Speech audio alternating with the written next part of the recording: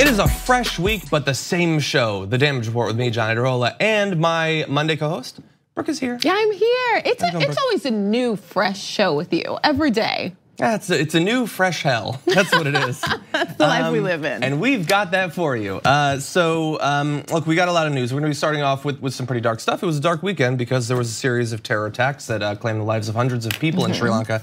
We'll be talking about that and some really awful people sort of using it for their own political ends here in the US.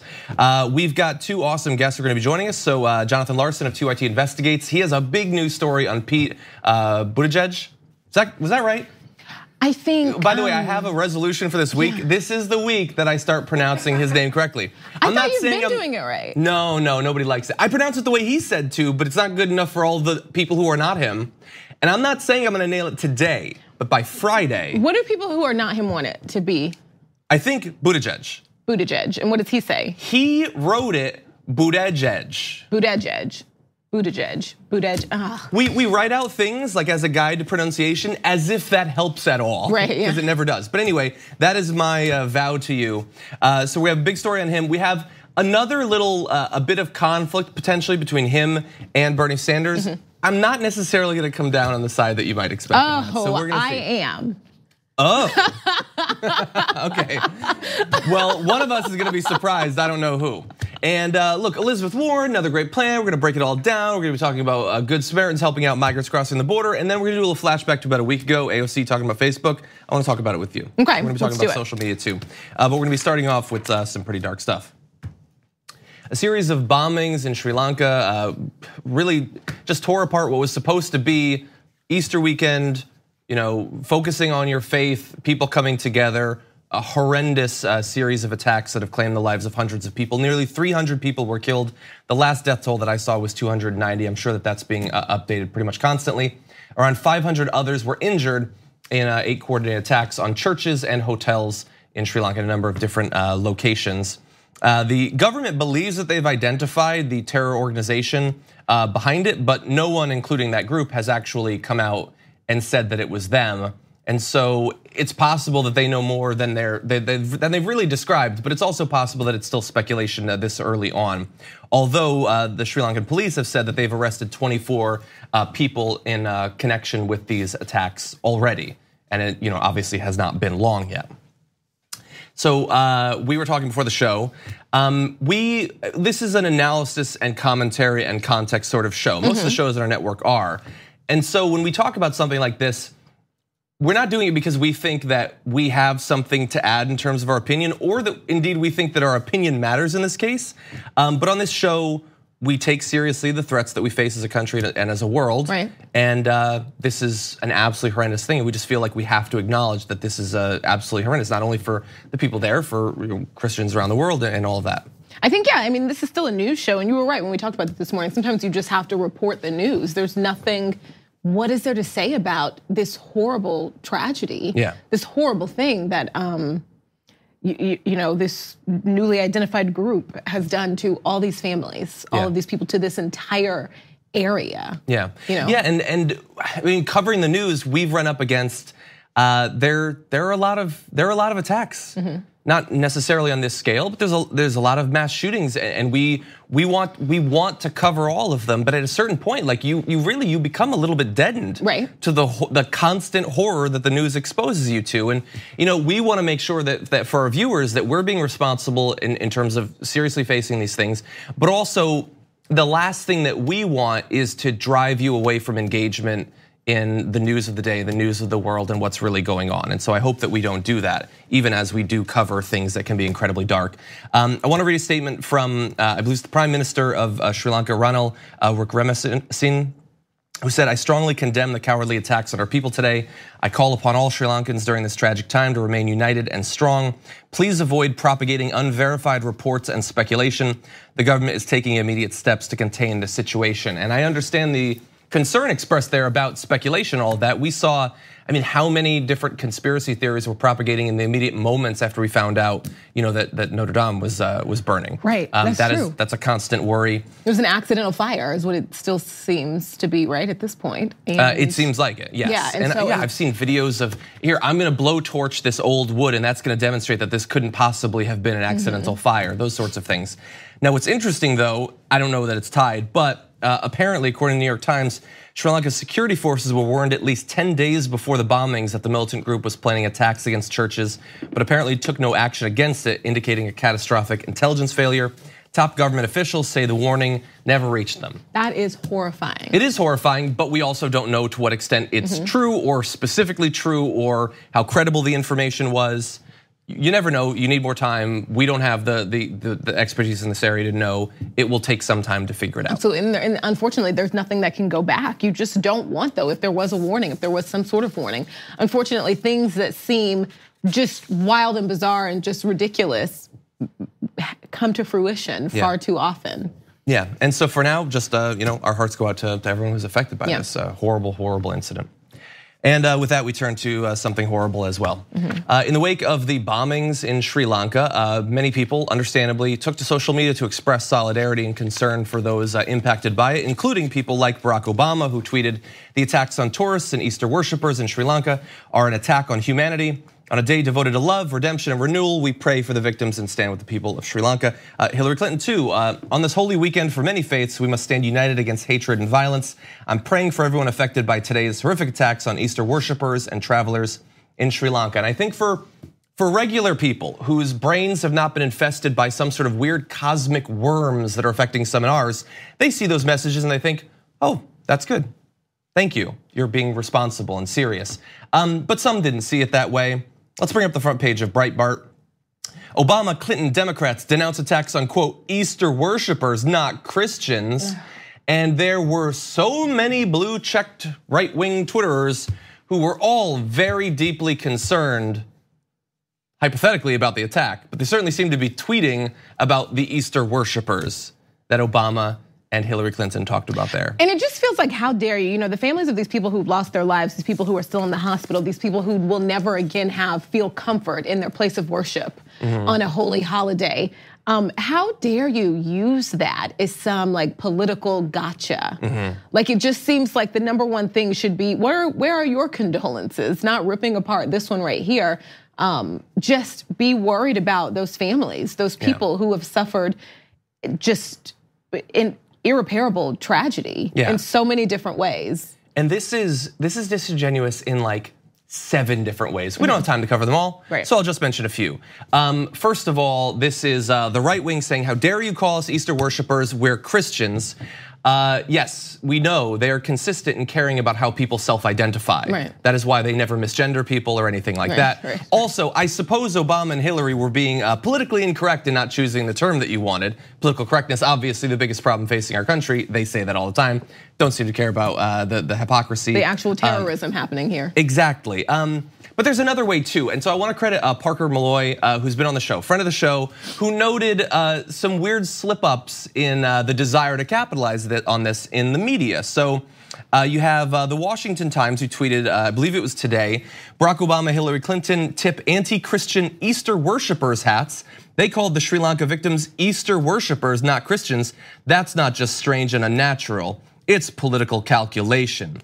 Which is sort of weird coming from the Washington Times, since Parker Malloy noted that back in 2014, they tweeted, Easter worshipers shocked as car rams church, injuring 21. Oh. That's weird. Why is the Washington Times tipping their anti-Christian Easter worshiper hats? And another site, you might be more familiar with this one, Daily Caller today put, one word noticeably absent as Trump, Obama, Hillary, and 2020 Democrats respond to Sri Lankan attacks. Now, they had not previously used Easter worshipers, but they did know just a couple of years ago, tainted alcohol poisons dozens of Christmas worshipers. Hey, Daily Caller, they're not Christmas worshipers, they're Christians, get it right. And the worst, I think, first of all, there's the obvious hypocrisy. They cared so much about this, but not quite enough to actually search their own Twitter history. Also, the right, very concerned that Barack Obama and Hillary are not respecting true Christians. What did they do to Hillary Clinton and Barack Obama? Hillary Clinton For all we know, everything that she said is a Christian. The right has all these conspiracy theories that she is a Satanist who drinks the blood of kids and all that, and that she's only pretending to be a Christian. Barack Obama, he's a Christian. They spent years saying he was a secret Muslim. How anti-Christian is that? Right. But very concerned now about a couple of tweets from a couple of politicians. And it's important to say that there is no attack on Christianity. There has never been in modern times an attack on Christianity here in America. It's just not a thing. There is no attack on Christianity in America. And I say weird and gross all the time, and I'm just gonna keep with that, but it is gross that in the midst of actual terrorism, these people have found a way to center themselves as victims and pull in this disingenuous attack on Christianity. How is that? I mean, come on. Like, they want to play Oppression Olympics so bad that they would center themselves as victim amidst an actual terror attack where more than 200 people lost their lives. Exactly. Yeah, we should be focusing not on that, not on trying to eke out whatever political advantage we can from the wording of a tweet.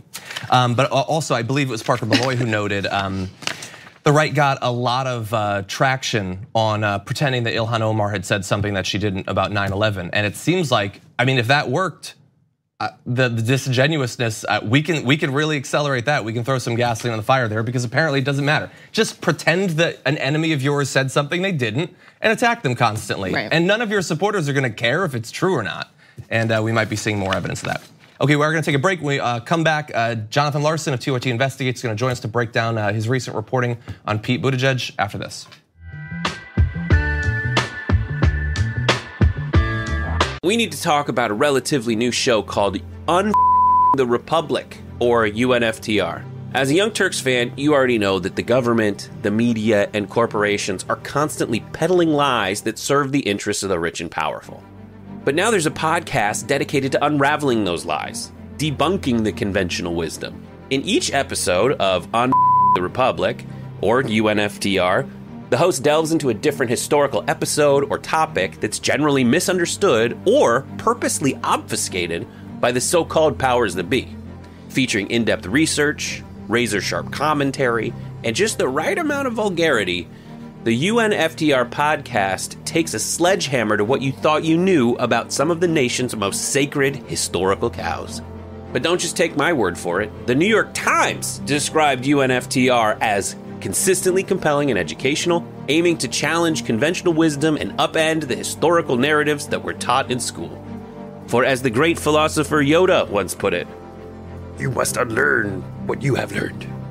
And that's true whether you're in Jedi training or you're uprooting and exposing all the propaganda and disinformation you've been fed over the course of your lifetime. So search for UNFTR in your podcast app today and get ready to get informed, angered, and entertained all at the same time.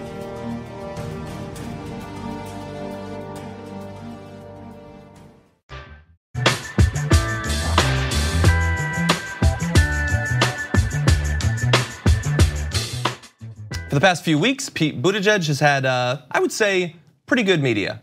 They've been very inviting of him. Pretty good. They've been kind of in his corner. America's golden boy. He's been America's golden boy. But did you know that there are actually things from his past that might harm him if people start to look into them? And we have a person who did look into them, and that is Jonathan Larsen of TOT Investigates, who joins us on the show right now. Hey guys. How's it going? Welcome back to the show. Thanks very much. Thanks for having me. So you have a story up at TOT.com right now about Buttigieg. Police tapes, concerns over racism in police department. Can you break down what that story was about? So there's a lot of moving pieces to this one. The existence of the tapes has been known for a while, since early on in Buttigieg's mayoral administration.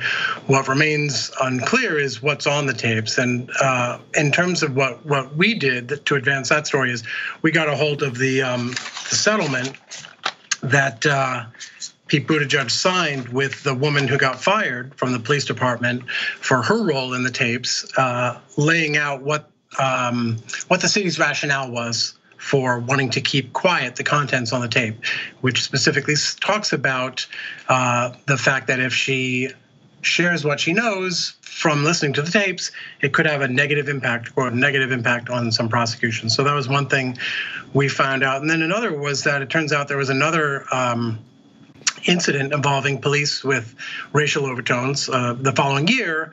And according to the head of public safety, the board of public safety for the city of South Bend at the time, city attorney was fired by Mayor Buttigieg for failing to block a request to have the Indiana State Police investigate that incident. So those were the kind of big overarching themes, but there was a lot more I heard while I was in South Bend as well, as I'm sure you saw in the article. Hey, Jonathan, so the police chief who recorded the other officers was fired. The woman who reported the tape's existence was fired. And the city employee who didn't stop, what you just mentioned, didn't stop the Indiana State Police, the request to have them investigate. That's right. The chief, I should point out, was not fired. He was demoted to captain. There's some controversy about whether he was asked to step down, whether he resigned and then rescinded it. That's in some dispute, but he remained on the force. He ultimately remained on the force. So there was one woman fired for the tapes and then another woman fired allegedly for failing to block a request for an outside investigation by the Indiana State Police. Okay, so this is something that I feel like when this conversation was happening on Twitter, a lot of people want to know, is it really realistically possible that Pete Buttigieg has no idea what's actually on these tapes? Well, I mean, he says he's never listened to them, but the reality is that the woman who did listen to them, or at least 5 of them, right? Because there's hours and hours of these tapes, right? But she made tapes of these particular days. I think it's 8 days or so that were all ended up on 5 cassette tapes. And she put her a summary essentially of what she heard on those tapes in her tort claim filed with the city that summer, June 2012. And she says there were racial remarks. She says there was possible misconduct, and she talks about a scheme to influence the incoming mayor into how he would fill new positions in the police department under his administration. So that's all out there. And she talked to the media, and so her secondhand account of what was on the tapes, he's had access to, certainly.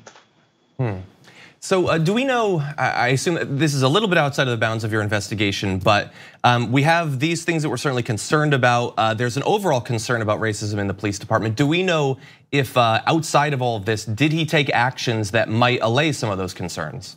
So that was my thought. My interest was less in the tapes than in, well, is there a problem with racism within the force generally? And I spoke to multiple sources who had experience within and with the South Bend Police and the homicide unit that covers the county, and they gave me incidents that certainly sounded like racist language was used, if not other things. So I asked the Buttigieg administration and campaign, can you talk about what steps, if any, the administration took? And they sent a list last night they sent a response that included some things such as body cameras and trying to recruit more minority officers. But in terms of institutional systemic change, it doesn't seem that there was any kind of major reform. Okay, and so you mentioned the response from the campaign. Obviously, you also asked them questions about what we've been talking about throughout this interview. How were they receptive to your questions? Well, they were gracious and responded and all of that. So I can't. I'm just looking up the exact quote because I want to get it right. The spokesperson for the presidential campaign wrote that quote. So I sent him a list of questions dealing with a lot of things, including the involvement of one of his donors, who ended up backing someone, a candidate who was allegedly caught on the tapes and who I was told by multiple sources used racist language. So I asked a whole slew of questions, and the response was, quote, "These unsubstantiated allegations and rumors are too far-fetched to merit a response." And they went on a little bit to give a few more specifics about some of the structural things and some of the reforms I just told you about. But no, there were a lot of questions unanswered, such as a direct question: did you fire the city attorney for failing to block the request for the investigation? No direct response. And in fact, we asked a couple weeks ago for the 2011 campaign disclosure records from his first mayoral campaign, and still haven't gotten those. Interesting. Yeah. Well, I'm sure that's it. No one will ask any follow-up questions. He'll be on the debate stage. No one will ask about it. So this strategy should probably work. But we know what type of music he'd like to walk out to if he won. Exactly. Jonathan, great work here. Hopefully we'll get some more information, as time goes on, and maybe they'll be a little bit more cooperative. But great work in finding out all this. Yeah, well, it was a lot of stuff that we hit them with. So maybe additional answers are forthcoming. We'll see. Thanks so much, guys. Thank you. Thank you. We're gonna take a short break. When we come back, a little bit more on Pete Buttigieg after this.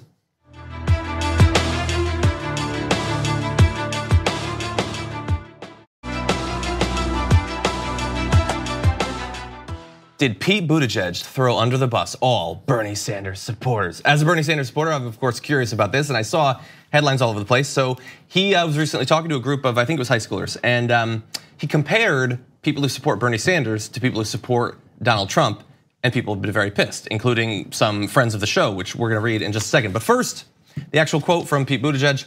I think the sense of anger and disaffection that comes from seeing that the numbers are fine, like unemployment's low, like all that, like you said, GDP is growing, and yet a lot of neighborhoods and families are living like this recovery never even happened.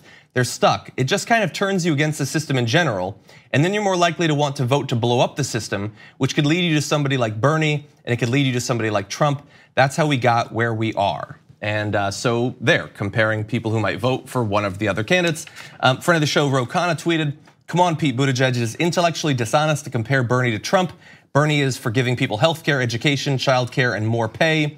He wants to blow up credentialed elitism, those who reject tuition-free college for all." And Nina Turner, also a friend of the show, responded, "Hello." So, is he throwing Bernie supporters under the bus? I don't think this is about him. I think it's a bigger issue than him simply throwing Bernie Sanders supporters under the bus.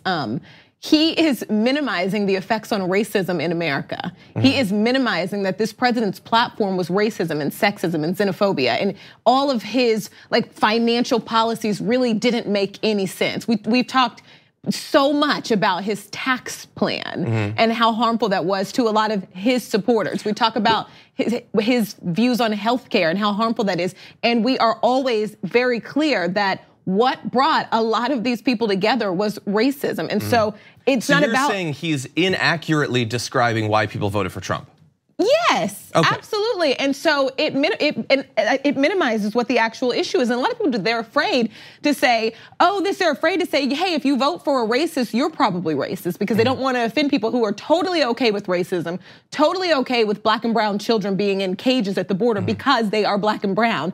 Totally okay with that, but swear to God that they have a black friend that they went to 4th grade with, and they cannot possibly be racist. They're afraid of those people. And it only counts if it was 6th grade or later. Exactly, right, exactly. And if there were 2 friends. Yeah, who remembers their friends from 4th grade? Right, exactly. But I think it completely minimizes why a lot of people voted for Trump, or at very least why all of the people who voted for Trump were okay with some of the things that he said. Okay, I think that you're 100% right. He is inaccurately describing why people voted for Donald Trump. I know that the popular wisdom is kind of what he's saying, that it was poor whites who were like, oh man, I'm not a racist, but it's totally cool to vote for racists. It's just that my factory shut down.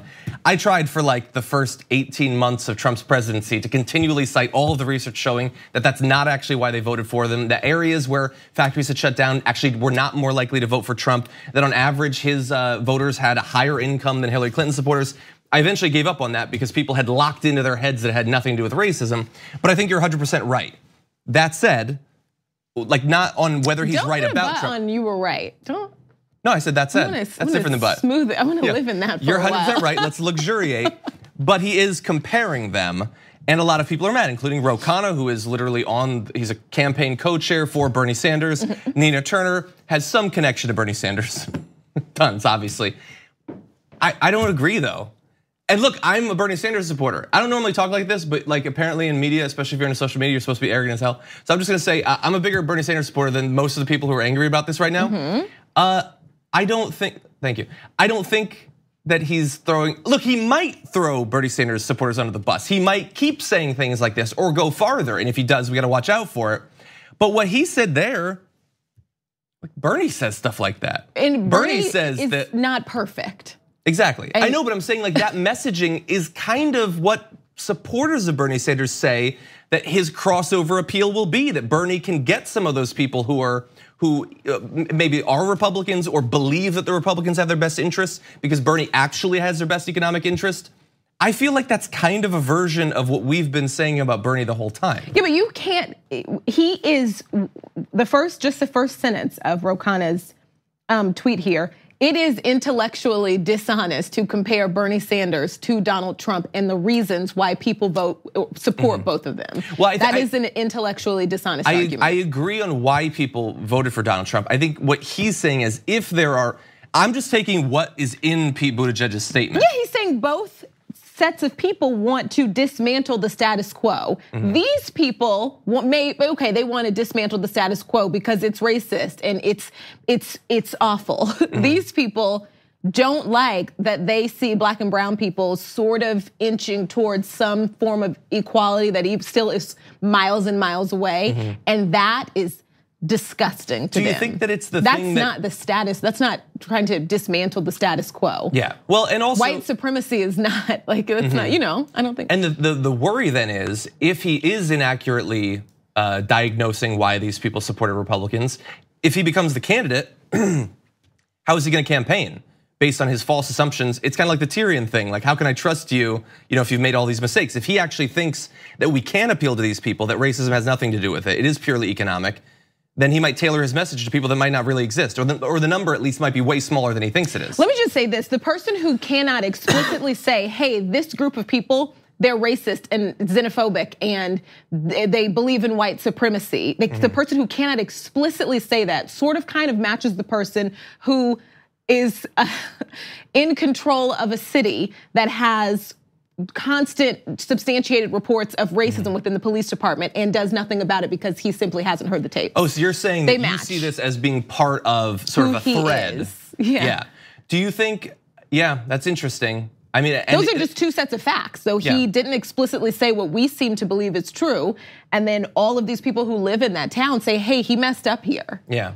There was a problem and he didn't fix it. Yes, and he hasn't really given us much of an idea of like his plans for the country. So we can't look at that and say that it might lead us to believe, if what we know of his history as a mayor and what he's saying right now leads us to believe one thing about the way that he thinks about race in America, we can't necessarily look to his policies to second guess that. All we have is that right now. Right. That's interesting. Yeah. Okay. Awkward. Okay. So perhaps he should be more concerned about the message he's sending to a significant portion of the country than just the Bernie thing. Right. Okay, I agree with you. Thanks. I also think that, so I guess we're focusing on the wrong thing. I agree with you, you're right. I also, but we're gonna get it together. I said you're right. Maybe we're focusing on the wrong thing. Yeah. What I've learned from this is don't give her credit. It's not worth the trouble. No, because then if it's not worse perfect, than disagreeing with her. No, I'm just kidding. I'm just kidding. Okay, but you're right and you're the worst. Okay, I'll take that. We are gonna take another break though. When we come back, we do have someone with another detailed policy. It's Elizabeth Warren. I don't know how she finds the time, but we're gonna break down her plans for higher education after this.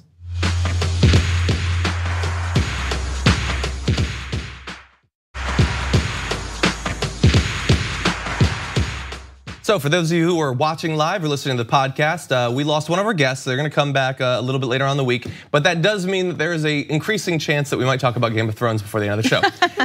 Because we plan a certain amount of content, the rest is Game of Thrones. That's just the way the world works. That's just how life works, yeah. Exactly, but before that, we are gonna talk about some more policy though. Elizabeth Warren out with a new plan today on higher education, and it's something. She wants to eliminate up to $50,000 in student loan debt for every person with a household income of less than 100K. Borrowers who make between $100,000 and $250,000 a year would have a portion of their debt forgiven. No one making more than $250,000 a year would have their debt forgiven. This would amount to effectively canceling something like $650 billion in student loan debt. And obviously the way that it's targeted, and we'll get into more details, is designed to benefit people who are less well off financially. Can we just put Nina Turner's tweet back up again? Hello. Yeah. And look, we're gonna talk a little bit about, there's been some reactions to it, some positive, some negative and everything.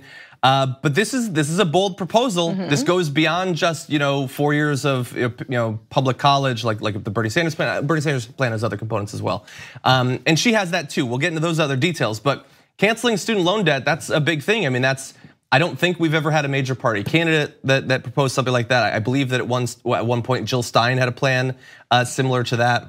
And so that's what I'm saying is that sort of policies has now been integrated into the progressive primary challengers in the Democratic primary this time around. And I think it's important to note, not only is it a bold policy, but it's a policy. And as we were just talking about, not every candidate so far has even given us any policies. And so this is a woman who has denounced racism, called the president on it, called for his impeachment, been very explicit in things that outside of the Native American debacle, which was horrifying, she is really the only one of the only few. I think we've got some policies from Julian Castro, but who just over and over and over again releasing new policies. Like, we know explicitly what type of presidency Elizabeth Warren is promising. We're not trying to figure out who she is or what she believes in or how we would deal with this or this and that. I mean, she's laying it out, and that's what you want from a presidential candidate, right? That's what I want. I mean, like, I guess I was thinking about this weekend, and like since I saw this actually, and I thought it's like sort of just a gut thing, but I feel like if she was 37 and a guy, she'd be running away with this thing right now. Yeah. Like, if she could hop up on a countertop like a cat and then talk about her policies, I think she'd be winning. But for some reason, even doing this doesn't benefit her for a variety of reasons, some of which we're very familiar with. Would she even be pushed, I wonder, to go to this level? Because it would just be, the attention would be such a layup. All you have to do is, I don't know, be cute. Yeah. But that's not to say that she would be accepted by all quarters. Obviously, the elites, the people who manage the student loans, the bankers, they'd all obviously hate her for the same reason they hate Bernie Sanders and all progressives. But I think that maybe the media would have switched over more. Anyway, I want to give you more details of the plan, though, because it's not just the student loan cancellation. In addition to eliminating the undergraduate tuition at public colleges and universities, which is obviously a big one, she would expand federal grants to help students with non-tuition expenses and create a $50 billion fund to support historically black colleges and universities. On top of that, her policy would also prohibit colleges from considering citizenship status and criminal history in admissions decisions, cut off federal money from for-profit colleges, and require an annual equity audit for public colleges that would identify shortfalls in enrollment and completion rates for lower income students and students of color. So, I mean, you got you kind of have to do these two things at the same time. If you're gonna cancel the debt, then you also would have to pay for the college to make sure that you don't just have the same problem in 15 years. But she goes beyond that, and I think it's a pretty awesome plan. Seems like it. This is the best thing I think I've ever seen. So we'll get to some potential negatives. But she said about it, it's reducing homeownership rates, the student loan crisis. It's leading fewer people to start businesses. It's forcing students to drop out of school before getting a degree. And I know what like Jake Tapper is gonna say, but how do you pay for it? Well, she thought of that. She would pay for it with revenue generated by her proposed increase in taxes for America's most wealthy families and corporations, with the campaign estimates to be 2.75 trillion over 10 years. And then we have a little bit of repetition there. So what I have seen from some, I think they're all on the right, but I do not believe that this will be constrained to the right for long, is one guy's article in Washington Times, he has a blue check, so he's a very serious writer, it's a slap in the face to the people who've already paid off their student loans. Maybe my cheeks are hardier than I thought, but I paid off my student loans and I don't feel slapped. Right. Like, I don't think that just because, look, so we were talking about this before the show. For years, I live in a very small place with very low rent. I drive a very cheap, very small car. I have effectively no social life and I don't travel. So for years, I put every dollar I could because I felt crushed by my student loan debt. I also went to a public college, and so my debt was lower than some people's is, and I paid it all off. And the idea that I would give the middle finger to helping out other people just because it wouldn't personally benefit me, how bizarre, how alien a way, like Social Security is a slap in the face to the seniors who froze and starved to death before Social Security. I don't have cancer. I don't want the government trying to find a cure for cancer. We don't govern based on purely personal interest in how every dollar is advocated.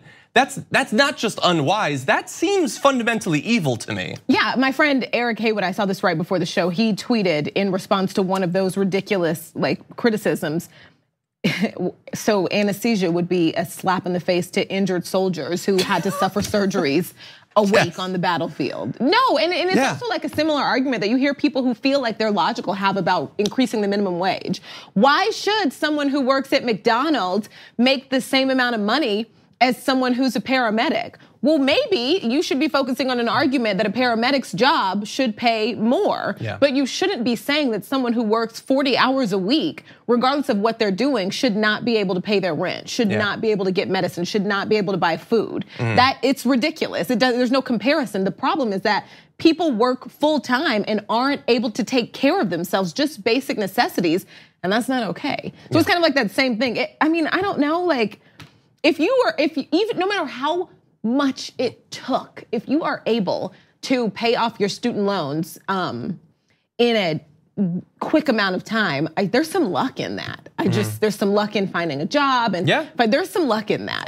Look, consider yourself lucky. Don't say that, that's not fair. I just don't like it. Like the idea, like I suffered, so you should have to too. That is weird. Yeah. Like, you know what I mean? Yeah, and I would like to see it constrained to the Washington, I forget if it was the Times or the Examiner. It was the Examiner.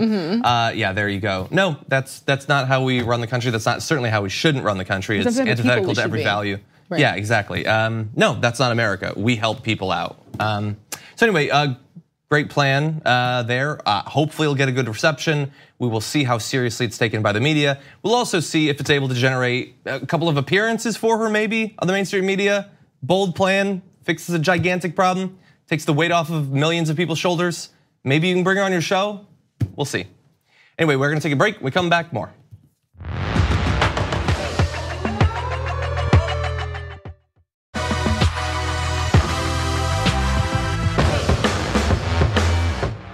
On the internet, people who give advice about how you should live your life almost never are qualified to do so. It's like my personal contention that there has never been any relationship advice given on the internet where the person had any right whatsoever to do it. Like nobody checks these people's relationships to make sure that they're qualified, I don't think.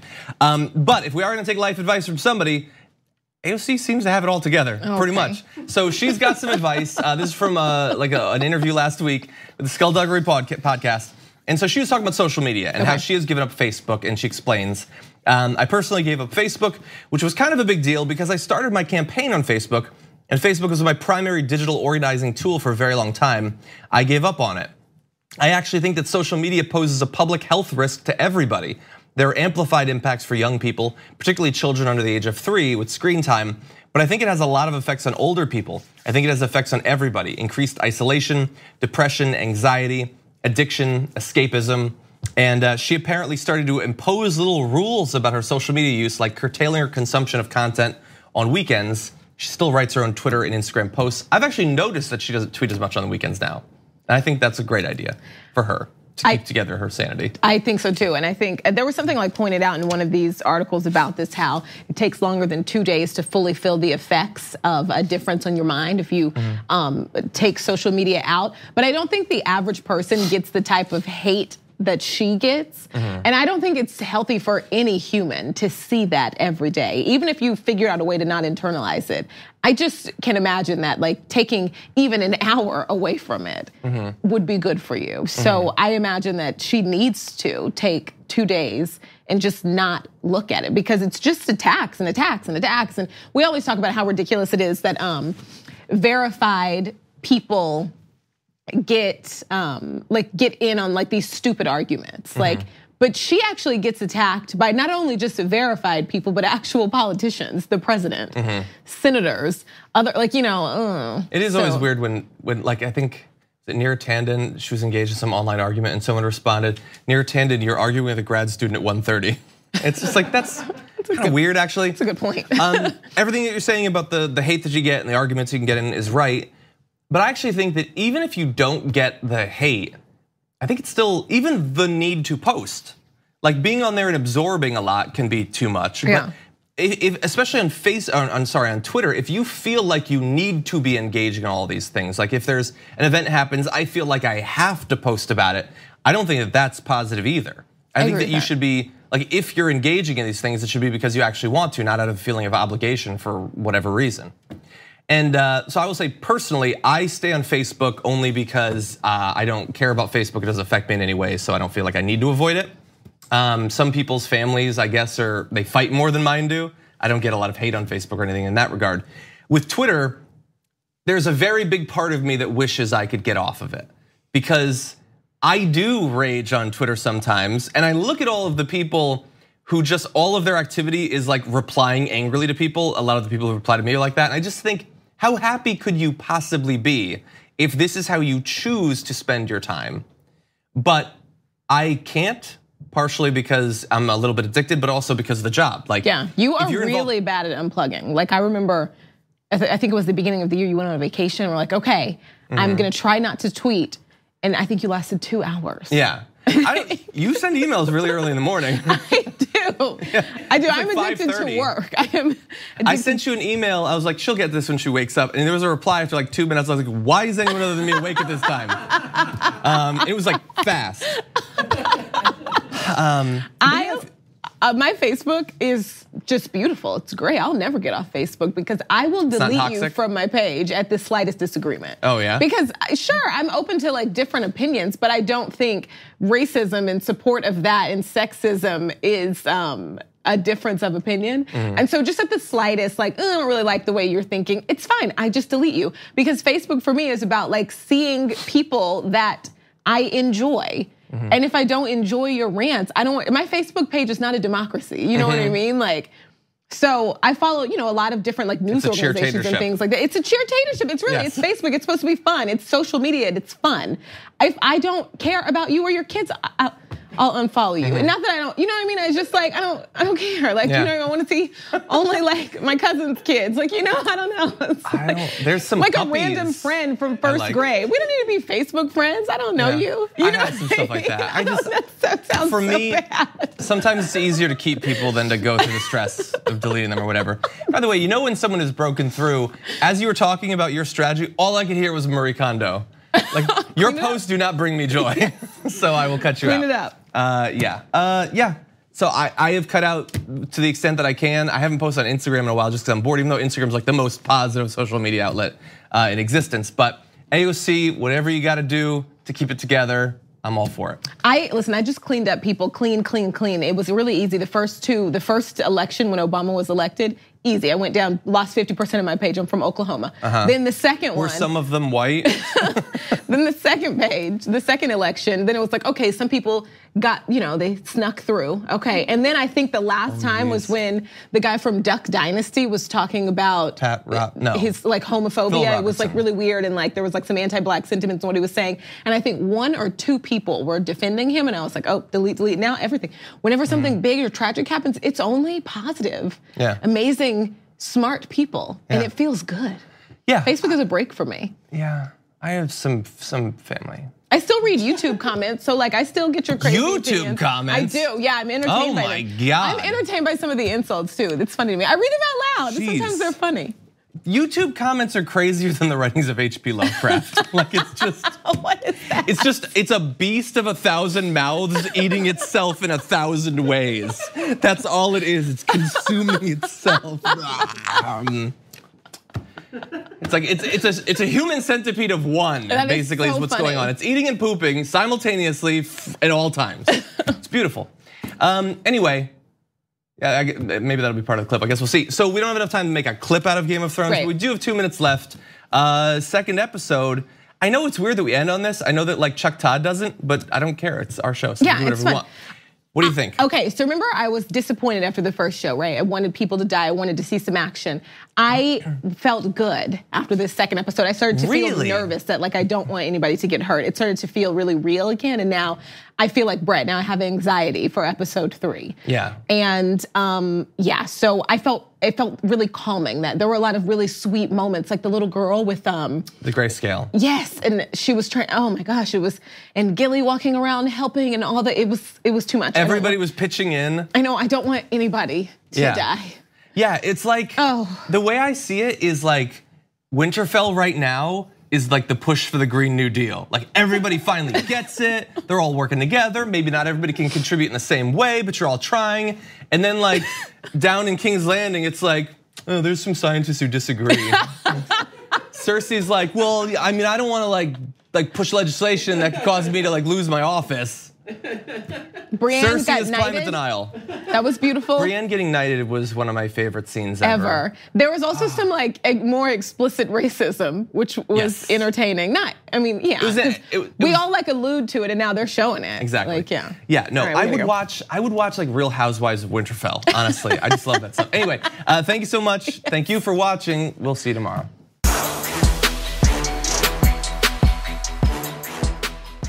Thanks for listening to the full episode of The Damage Report. Support our work, listen ad-free, access members-only bonus content, and more by subscribing to Apple Podcasts at apple.co/TYT. I'm your host, John Adarola. I'll see you soon.